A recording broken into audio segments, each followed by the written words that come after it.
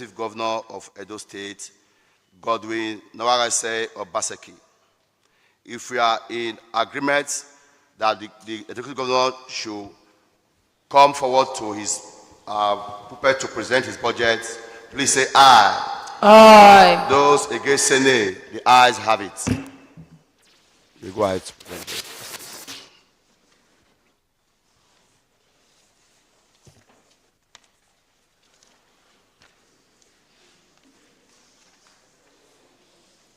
Please be seated. The Speaker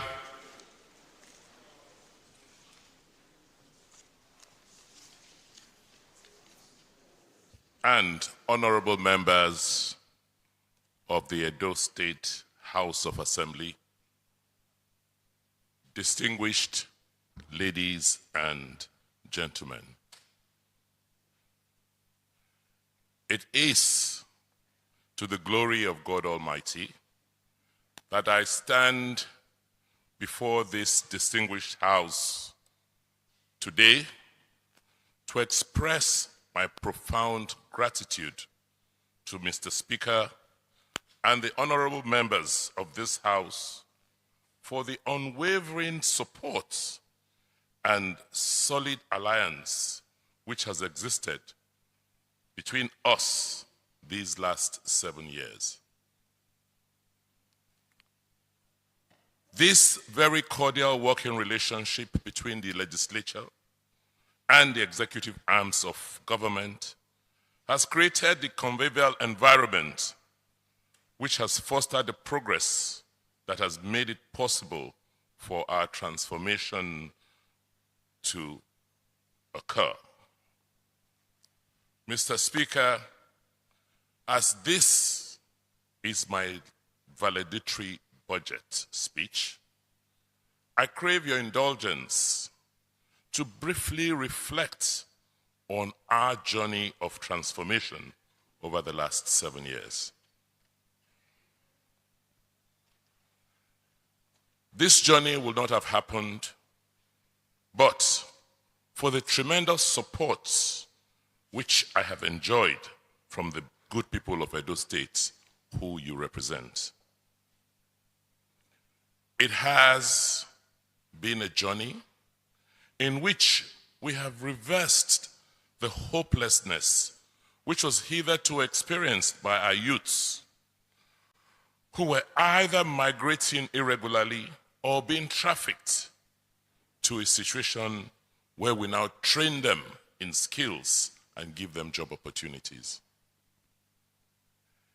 It has been a journey in which we have been able to halt the decline in education, and we have now transformed Edo into one of Africa's accelerator states in education.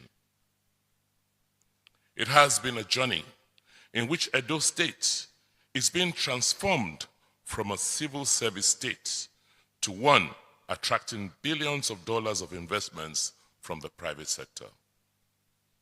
It has been a journey of transformation from analog to digital Edo. It has been a journey from a dark, dingy, and dangerous state to one where we have light, electricity, safety, and security. Today, Edo is poised and ready to engage the world on its own terms based on her beliefs and principles. It has not been an easy journey, but I will forever be grateful to God Almighty and the people of Edo State for this opportunity to serve, particularly over the last 7 years. Through your legislative support, we have worked with our 6-pillar agenda, which we came up with in the beginning, and this framework has been able to help us achieve the following. We have undertaken fundamental reforms of our institutions, particularly the Edo Civil Service and the judiciary, to improve service delivery to our citizens. We have introduced major reforms in land administration, all of which have improved the business environment in the state. We have enhanced the social welfare of Edo people by repositioning education through our programs like Edo Best, and emphasized human capital development through Edo Jobs. We have improved our healthcare delivery system through programs like Edo Health Insurance Scheme, and we have brought back sports into the Edo agenda.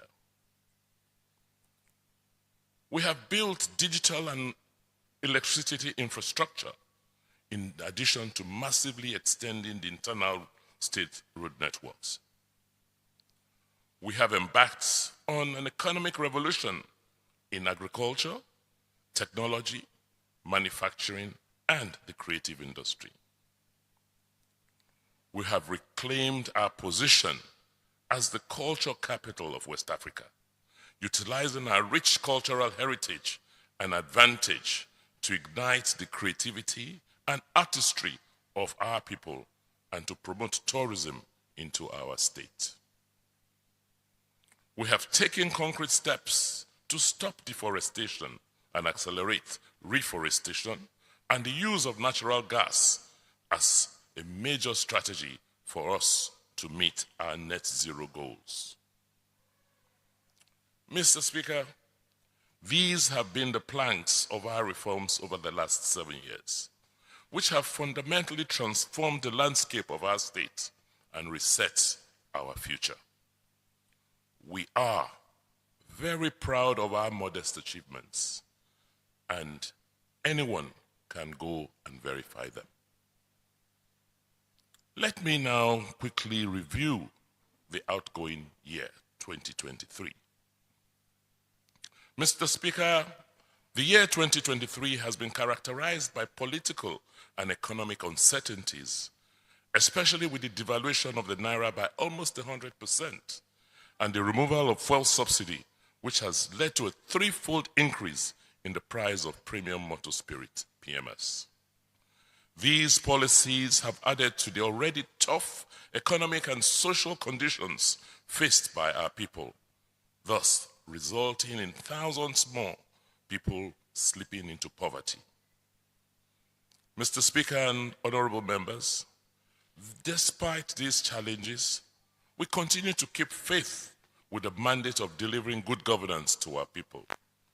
We continue to focus on improving the welfare of our workers while emphasizing those policies which will help us overcome the current challenges which we face. We achieved these by ensuring expansion of the economic space, attracting private capital, improving the ease of doing business, upgrading public infrastructure, and transiting to a more responsive and reliable digital mode. In the outgoing year, the Edo State government went fully digital, simplifying work processes and assuring better services for investors and other key stakeholders in government, therefore setting the pace in Nigeria as the first government to entirely go paperless. We are proud to have set this record, and we are determined to sustain the gains so far made. We expect that with the investments made in building a Tier 3 data center and other interventions which we have undertaken, we should be well positioned to adopt artificial intelligence in governance in Edo in the near future. Aside from attracting private capital to drive economic activity, the new work mode, this is the digital work mode, has improved service-wide efficiency and performance, thus ensuring speedy and better service delivery for our citizens. These new improvements are reflected in areas such as public procurement, revenue collection, land management, project management, basic education, healthcare delivery, amongst others. All of these are powered by technology, built on a digital infrastructure spanning over 2,000 kilometers of fiber optic broadband connectivity that runs across the 18 local government areas of Edo State. The investment has implications beyond public service delivery as it powers the digital economy, providing new opportunities for work and learning for our youths.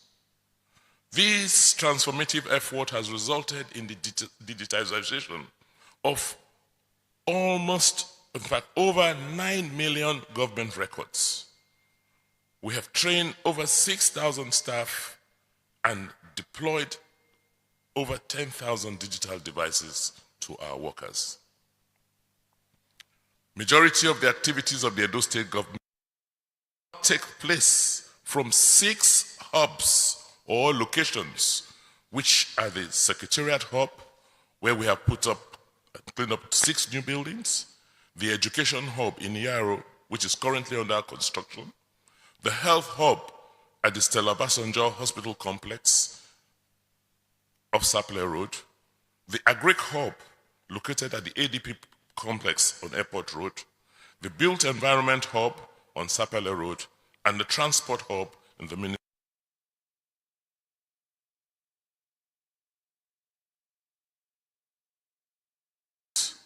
Furnished and connected with electricity from Osiomo IPP and high-speed fiber optic internet infrastructure.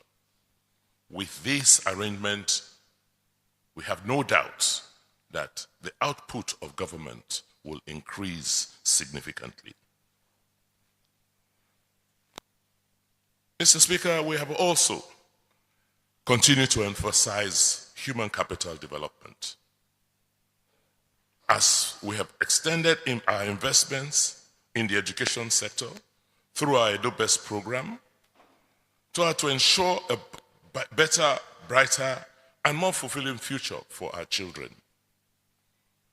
Under the Edo Best 2.0 reform, we have started to disarticulate the junior secondary schools from senior secondary schools in line with our national policy on education. The Technical and Vocational Education and Training, TVET, is being redesigned to align technical education with the needs of industry and private businesses. From the Edo State Polytechnic Usen to the Edo State University Zaire to Ambrosali University, we have sustained sweeping reforms to improve teaching, upgrade infrastructure, and support staff to attract private partnerships into these institutions and also to expand their programs. The Edo State Polytechnic Usen recently forged a partnership agreement with Shaanxi Polytechnic in China and Yongxin Steel Company to enhance the quality of the technical education we offer in that school. Last week, following the investment summit in Fujian Province, China, we have received a draft memorandum of understanding from another polytechnic in China for collaboration. The Edo State College of Agriculture has also kicked off at its main campus in Gworahi. It provides critical manpower for the state's fast-growing commercial agricultural sector. The foundation stone laying ceremony for the Agenabode campus will occur shortly. 3 new parastatals have been established to reinforce the educational system and to ensure the delivery of quality education at all levels in Edo State. These are the Directorate of Quality Education and Accountability, which monitors both government and private schools, as well as supervises the management of private schools. The Directorate of Higher Education aims to reposition tertiary education for improved accessibility and quality outcomes, while the Agency for Mass Education is geared towards driving mass literacy across the 18 local government areas, overseeing privately owned learning centers. Mr. Speaker, in the area of healthcare, Our reform of the healthcare sector in Edo State is taking firm footing as the backbone of the system, which is the Edo State Health Insurance Scheme, has now recorded over 200,000 subscribers. Upon the disarticulation of the Central Hospital Benin, we are improving facilities across a network of more than 50 primary healthcare centers in partnership with the private sector. This will be supported by secondary, tertiary, and specialist hospitals which provide comprehensive healthcare across the 3 senatorial districts. We have now completed the outpatient department at the Stella Obasanjo Hospital, and the installation of a world-class equipment has commenced. We expect that by May next year, the Stella Obasanjo Hospital will open to the public for service. A key priority for our administration is to build the human capital which is required to drive the healthcare system. That is why we have rebuilt and reaccredited the Edo State College of Health Technology to train personnel required to man and strengthen our primary healthcare system. This is in addition to what we have done with the Edo State College of Nursing Sciences. Indeed, our reforms in the healthcare system is yielding fruit with the incursion of more private players coming into the healthcare space in Edo. Over the last 7 years as governor, we've seen investments in healthcare in large private hospitals come into the state. In fact, one of such, which was commissioned last Saturday, is the world-class Mary Ehanere Mother and Child Hospital, which is to serve as a center of medical excellence and medical tourism in the state, because it boasts of facilities you can't find in many advanced countries in the world. In the area of safety and security, Mr. Speaker, you will agree with me that we have made huge improvements in public safety and security owing to the innovative and pragmatic approach. We have trained not less than 5,000 personnel of the Edo State Security Network at the police training school in the last 1 year. And these personnel have been instrumental in our community-led intelligence gathering mechanisms.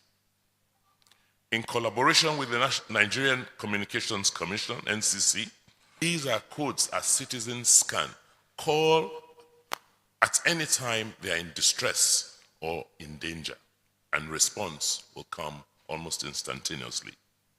These codes serve as direct and efficient links for citizens to access emergency services promptly.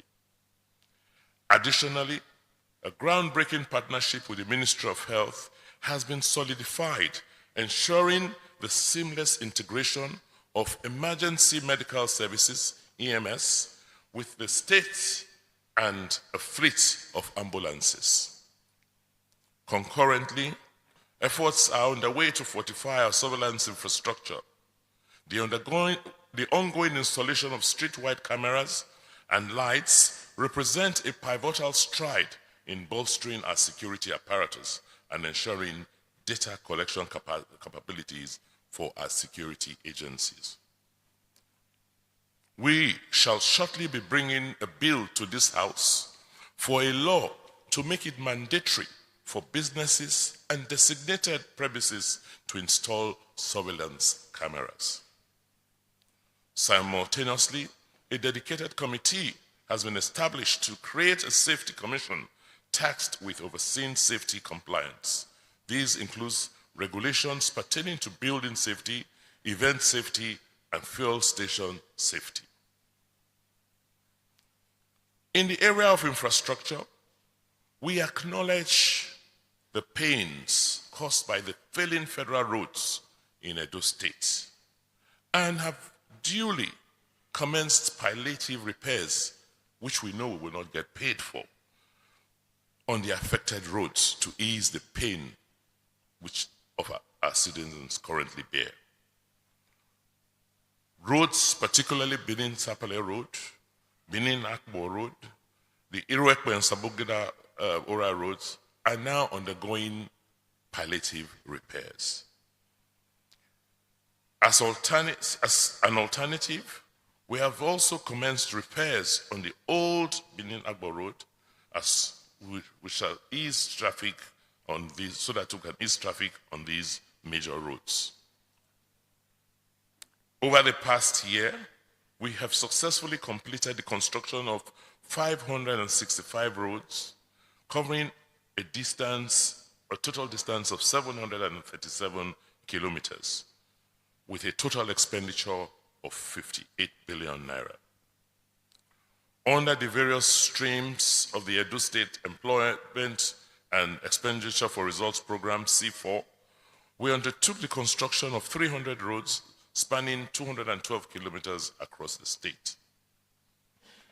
Mr. Speaker, for want of time, let me not bore you with the names and stretches of the extensive road networks which have been constructed both in Edo South, Edo Central, and Edo North. In the area of fiscal and urban planning, the Edo State Regional Development and Benin City Master Plans stand as a meticulous 30-year blueprint derived from the comprehensive socio-economic development plans which we are currently working on. It is a remarkable feat that this House helped us in passing these two very pivotal laws. The Edo State Fiscal Planning and Edo State Development and Building Control laws, which you helped us enact last year, will fortify the framework for the development of a physical space in Edo State. The Operation Plan Edo has been successfully concluded, alongside with the formulation of master plans for various ministries, departments, and agencies, with the housing policy approaching finalization. In the course of next year, we'll be having extensive town hall meetings across the state and with our citizens to familiarize them with all of these initiatives.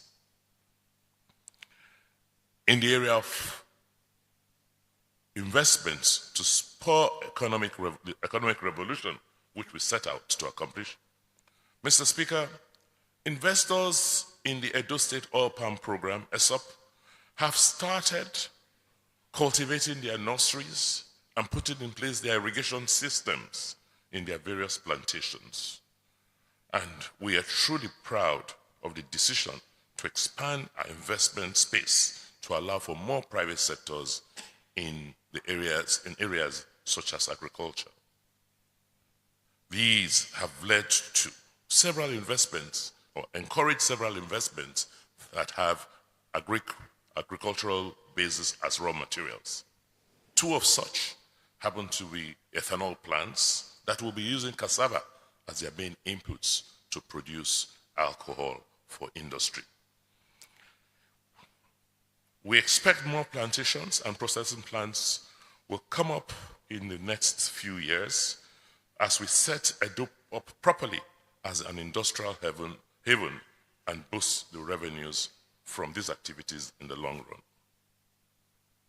We are also working with partners and investors in other areas, particularly hospitality, as we just last week signed an agreement with world-class Radisson Hotel in Benin City. In an effort to decongest Benin City, we've kickstarted the development of a coral estate development, which is an initiative for a smart city that offers high, medium, and low density commercial and residential plots in Benin. This will be the first in several of such projects that we expect will be developed across the state. This project, real estate projects such as Motor Gardens,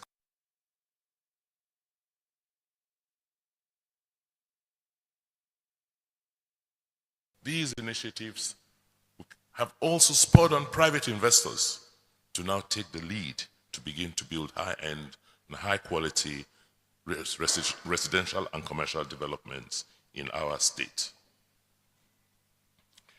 Mr. Speaker, as we prepare to leave office, there is an imperative to ensure sustainability in the interventions we have taken over these past years, especially as it relates to our development plan.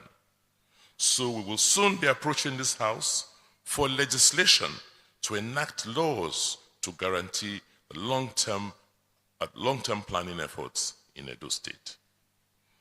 Mr. Speaker and distinguished members, we are on a home run, and we are determined to finish strong. In fact, finish very strong next year. As a result, we are committed to completing all the projects we started and making sure that we make, and where we cannot complete, those we cannot complete, we want to make sure we ensure that there's remarkable progress in them.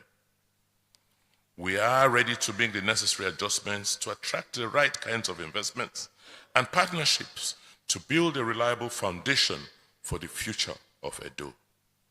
Working together with this honorable House, we are sure that we will finish strong and ensuring our people live life to the fullest.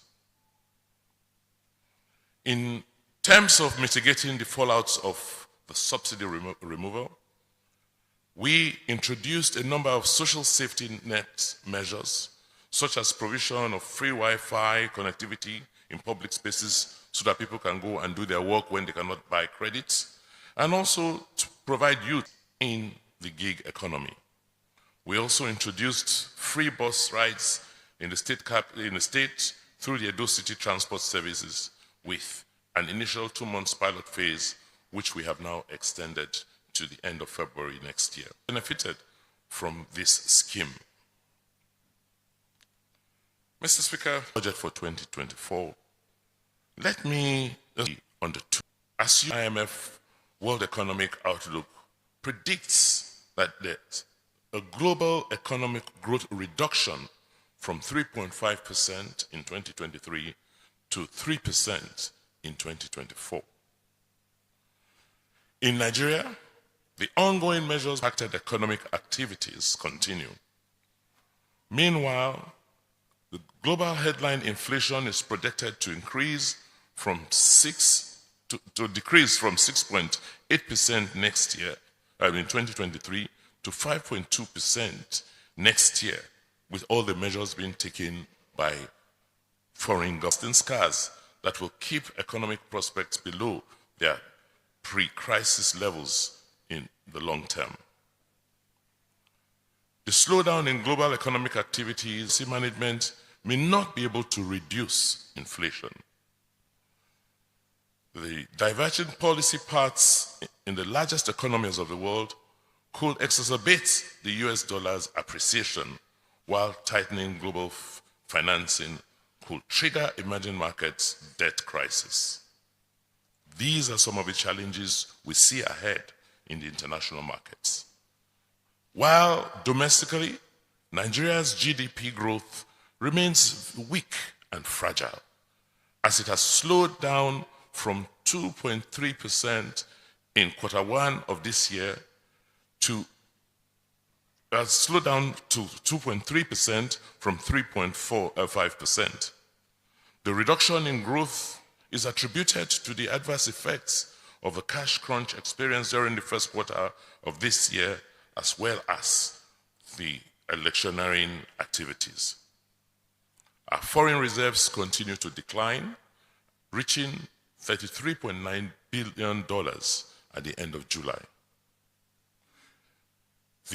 After a relatively stable period, Naira was allowed a free float in June this year, causing an immediate devaluation of the official rates to around $750 Naira to $1 US.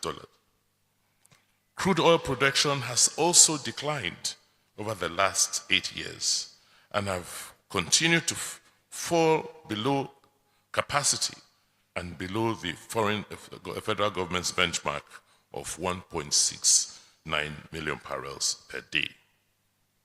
However, our outlook for 2024 is quite realistic because it has been marked on our actual performance in 2023.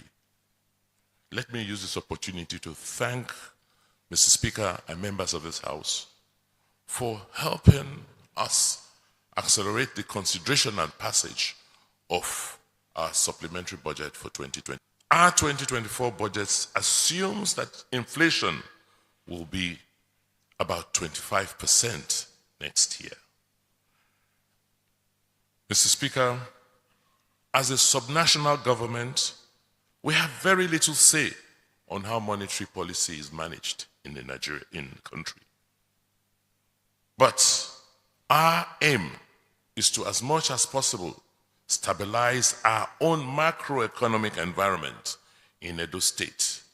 And we expect to do this through an effective use of the limited fiscal policy tools available to us, such that we can enable businesses, investors, and households to plan and implement production, investment, and consumption activities within our state.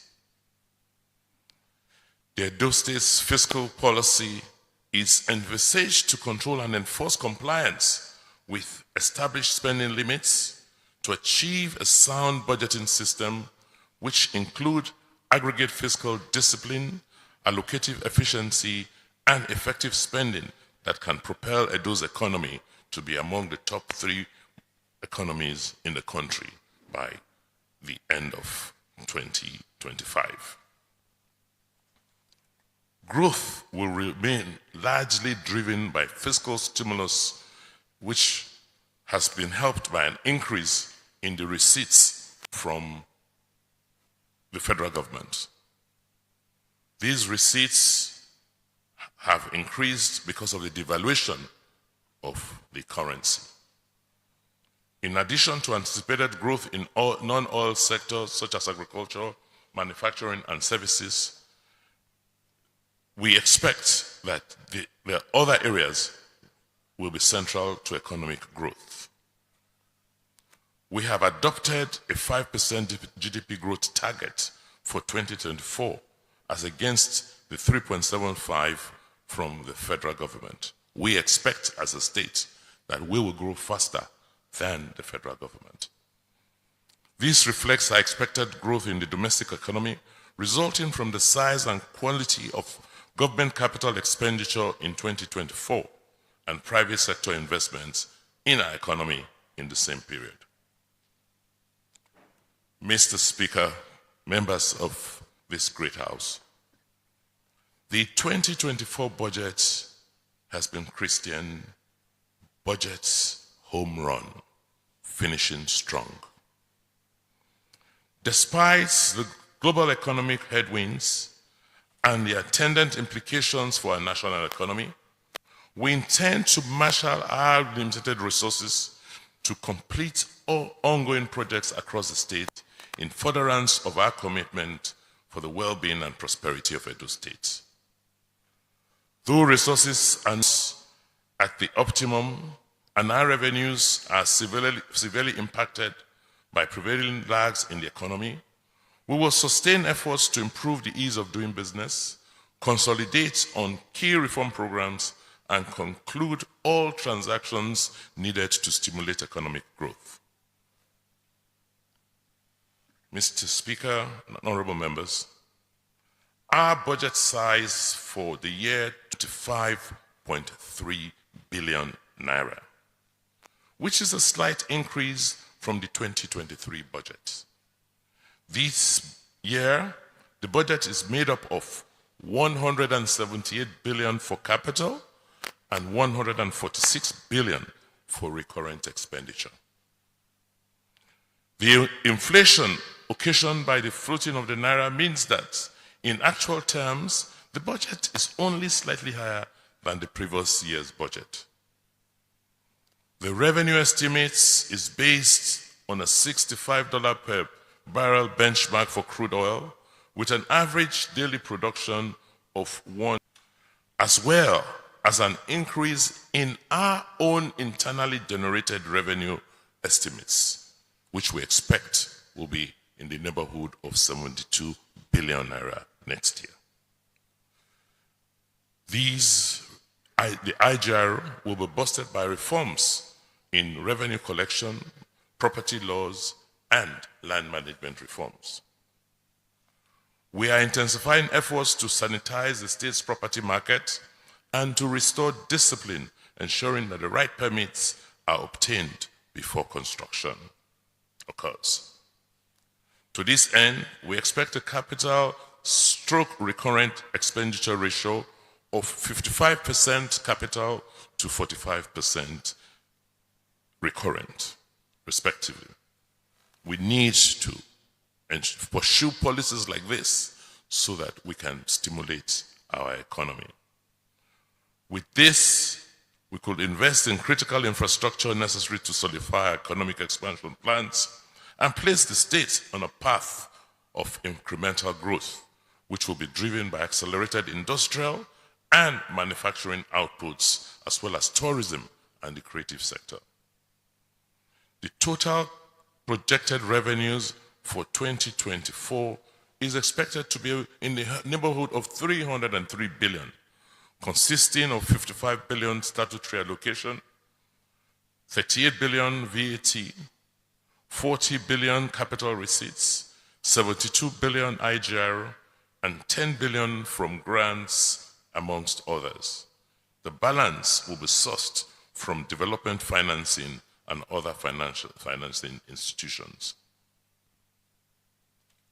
Our focus in 2024 is informed by the need to build a resilient and formidable foundation for the reforms, initiatives, and programs that we have embarked on these last 7 years.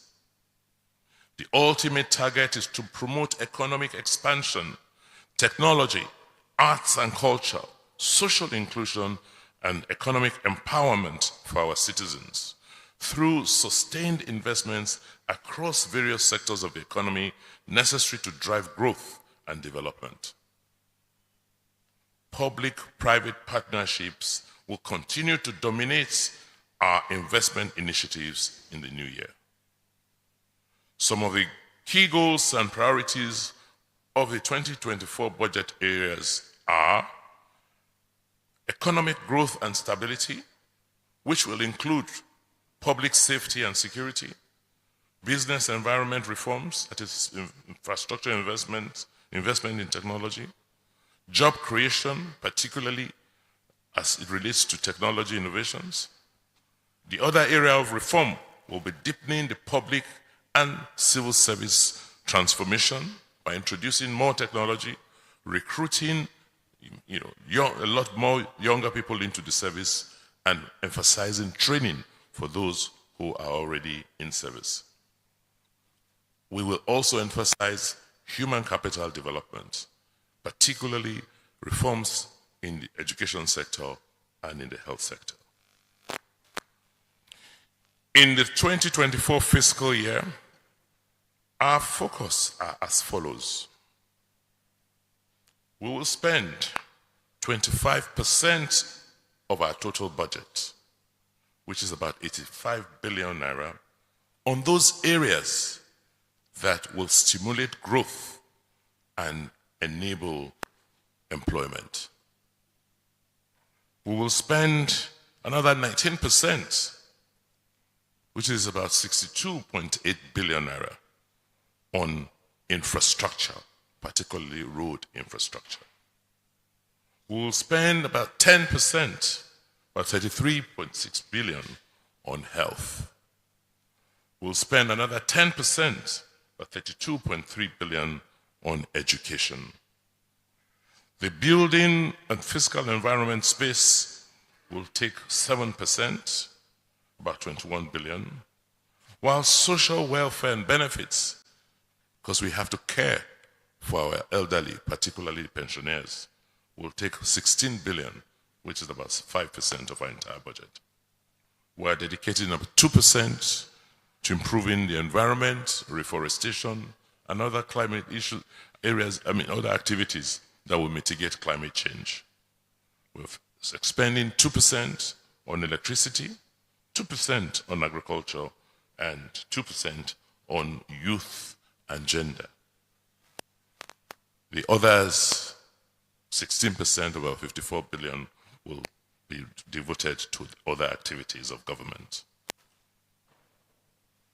We have made, as I've said, an allocation of 85 billion to drive economic and employment enablers. These will enhance the ease of doing business and facilitate the injection of private capital into the economy to create more opportunities for our teeming youth population. Some of these projects and initiatives will include some of our legacy projects, such as the Benin Enterprise Park, the Benin River Port, the trailer and transit park projects in Aviele and Aho, which will spur expansion and growth.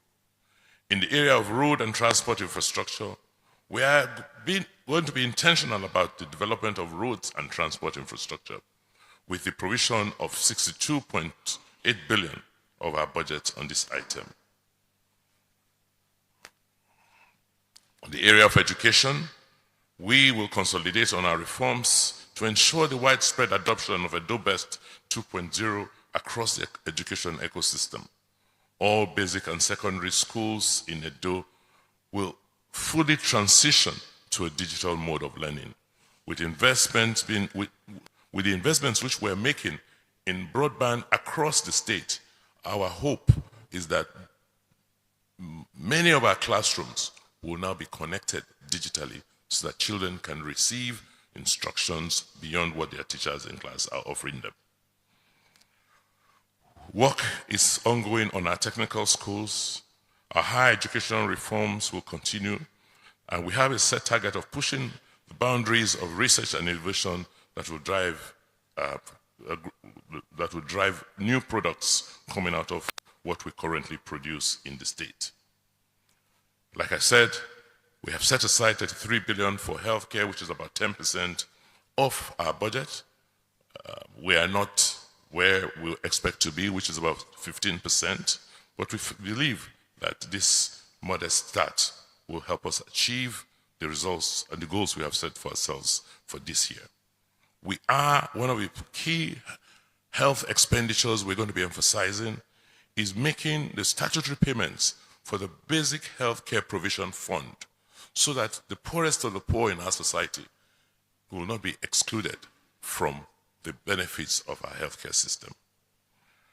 We are going to continue to expand the technology space so that we can get a lot of our young people employed, and we believe that from what we are seeing now, the investments we have made in digital infrastructure is already beginning to lead to returns. Mr. Speaker, distinguished members of this great House, the last 7 years, you will agree with me, have been quite transformational for us as a people. We have had our challenges, which are not unexpected, but with you, we've held on, we've been steadfast, we've been focused, and you have helped us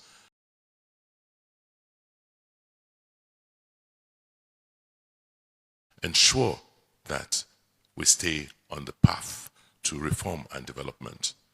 I cannot thank you enough, Mr. Speaker. Started from in 2016, you will agree that we have made progress beyond our wildest expectations. I want to sincerely appreciate everybody who has been part of this transformational or transformative process. Our market women, our traders, artisans, the youths who have been our bastion of support, civil society groups, traditional institutions, our religious leaders who pray for us day and night. The organized private sector, the media, yes, workers, civil servants, public servants.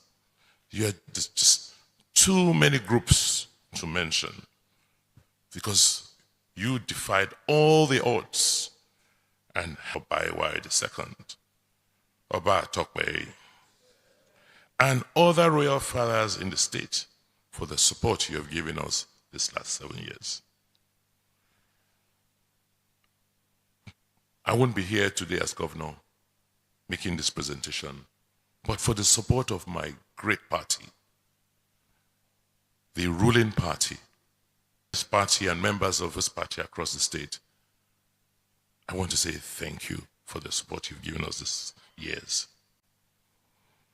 Mr. Speaker, honorable members of the House, it is now my pleasure and honor and a privilege to now formally present the details of the Edo State 2024 Appropriation Bill in the sum of 321 billion